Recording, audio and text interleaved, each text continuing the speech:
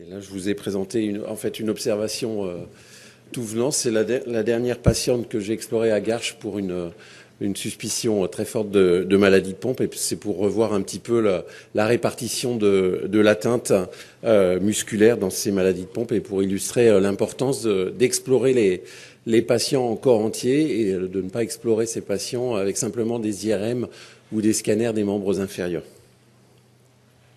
Alors c'est une femme de 42 ans qui est enseignante, qui a un déficit axial et proximal des membres inférieurs, qui est d'aggravation progressive depuis plus de 5 ans. Et il n'y a pas de diagnostic porté pendant toute cette période. Et elle bénéficie d'une prise en charge à l'hôpital de Bicêtre par le docteur Lacroix, qui fait une biopsie musculaire qui est fortement évocatrice.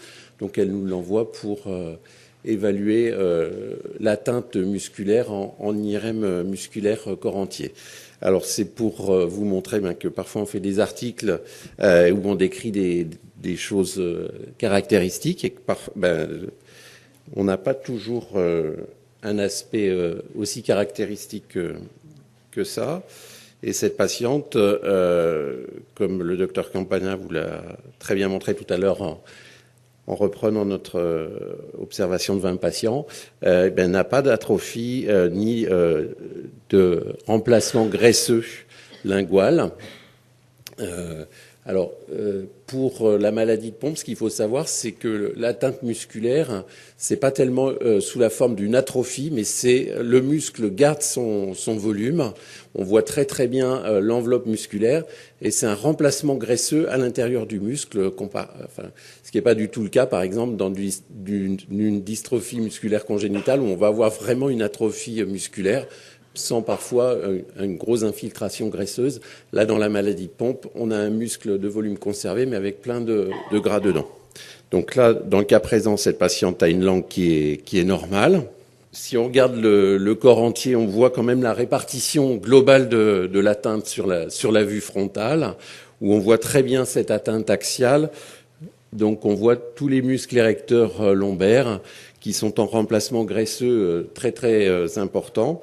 Donc une atteinte des muscles érecteurs lombaires, une atteinte des muscles de la ceinture pelvienne et une atteinte des cuisses importantes.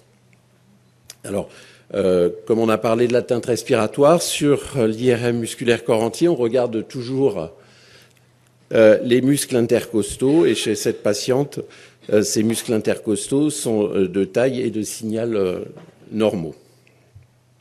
Si on regarde au niveau de la ceinture scapulaire, on voit que les muscles ont un volume normal en dehors du muscle sous-scapulaire. Vous voyez ici la scapula, le muscle sous-scapulaire qui s'interpose entre le thorax et la scapula. Et ce muscle sous-scapulaire est en franche transformation graisseuse. Au niveau des muscles paravertébraux, vous voyez très bien les muscles érecteurs avec un signal graisseux en T1 pratiquement comparable à celui de la graisse sous-cutanée.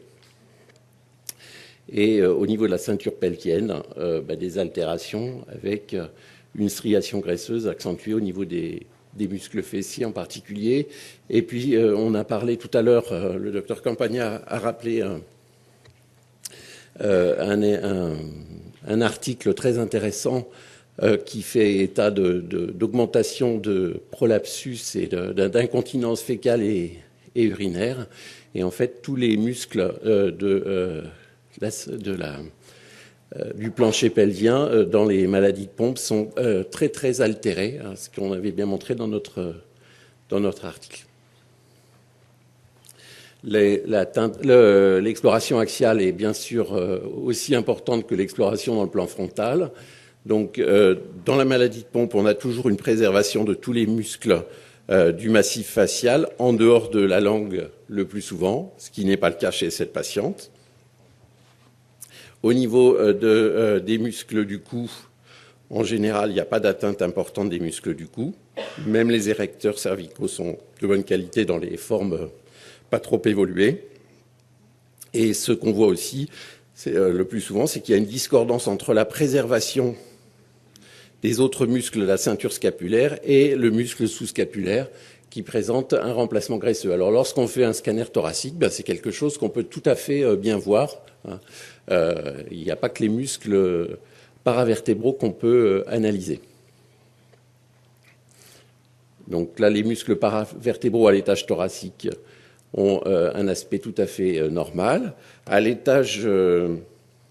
Alors, ce qui est important aussi, c'est que les muscles des bras et des avant-bras, dans les formes débutantes, pas très évoluées, ont un aspect tout à fait normal, qui contraste avec l'importance de l'atteinte de la sangle abdominale et des muscles érecteurs lombaires.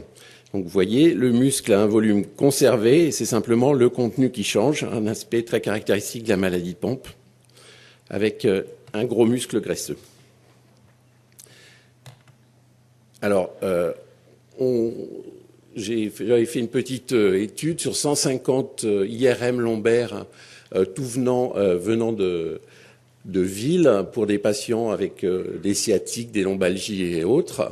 Sur 150 comptes rendus, les radiologues ne mentionnaient jamais l'aspect des muscles périrachidiens, alors que c'est des choses très, très importantes. Et on voit beaucoup de patients qui ont des camptocormies. Et ils ont plusieurs explorations scanner et IRM et on décrit même pas l'aspect anormal des muscles. Alors, bien sûr, dans la maladie de Pompe, l'atteinte axiale est quelque chose d'important, mais en faisant des IRM corps entier dans des tas d'autres pathologies type dystrophie musculaire des ceintures, eh bien, on se rend compte que cette atteinte axiale est aussi assez importante. Si on a fait une série sur les anoctamines, qui a été publié dans Neuromuscular Disorder avec le Dr B1 en particulier, et puis des équipes anglaises et allemandes. Et dans les formes évoluées, eh bien, on a une atteinte axiale importante. On suit une grande cohorte de camptocormie à l'hôpital de Garches avec le Dr Marty, et on a très souvent une atteinte des muscles érecteurs, et c'est pas toujours la myopathie n'est pas toujours une maladie de Pompe. Il y a une gamme diagnostique qui est beaucoup plus large. Au niveau de la ceinture pelvienne, eh bien, on retrouve chez cette patiente une atteinte des muscles fessiers avec une prédominance pour le moyen fessier. Vous voyez au niveau de ce plancher pelvien, tous les muscles sont très largement altérés, ce qui peut expliquer ces problèmes d'incontinence. Donc, vous voyez l'atteinte assez importante des cuisses. Ce qui est important à noter, c'est que les muscles qui vont être préservés le plus longtemps, c'est le muscle sartorius, le muscle rectus femoris, qui, dans la maladie de Pompe, le plus souvent va se médialiser. Donc, c'est pas le vaste médial ici, c'est le muscle rectus femoris et le muscle gracile, qui sont les muscles préservés le plus longtemps. Alors, chez cette patiente, bien, l'atteinte est assez importante, aussi bien au niveau de la loge antérieure que de la loge postérieure.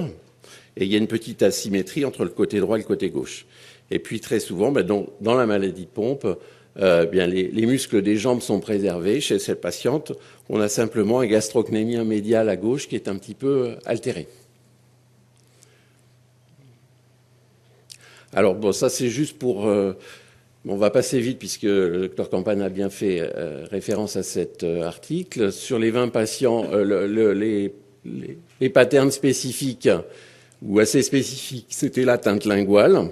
Donc ici, le patient maladie de Pompe, le témoin, qu'on retrouve très bien aussi sur les vues axiales. L'atteinte du muscle sous-scapulaire,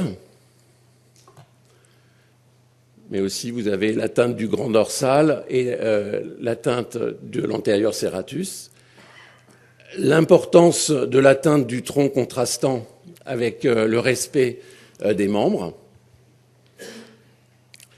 L'atteinte du plancher pelvien. Et puis l'atteinte du grand adducteur et du moyen fessier prédominant. Et puis, au niveau des cuisses, une répartition qui est extrêmement variable, d'un sujet à l'autre et sans règle du tout.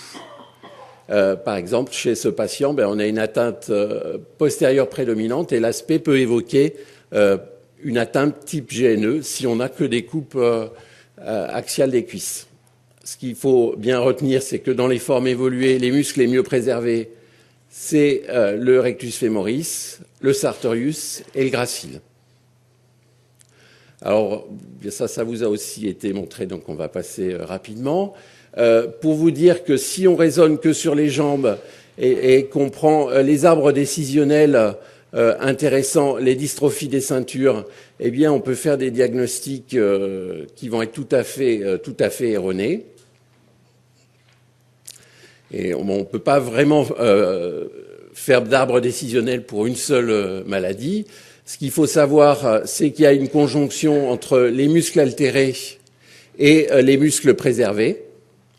Alors, les muscles altérés qui sont très fortement évocateurs, c'est la langue, le sous-scapulaire, les érecteurs lombaires, le grand adducteur, le grand dorsal, le grand dentelé, et les muscles de la sangle abdominale qui vont avec les muscles érecteurs lombaires. Si on a l'association de tous ces muscles, le diagnostic est vraiment fortement évocateur. Et si on a une préservation des muscles des bras, des avant-bras, des jambes, des masticateurs, du rectus femoris, du sartorius et du gracile, association muscle altéré, muscle préservé, le diagnostic est quasi certain. Et j'insiste là, c'est une étude sur le corps entier et pas simplement sur les membres inférieurs où vraiment le diagnostic est beaucoup plus difficile.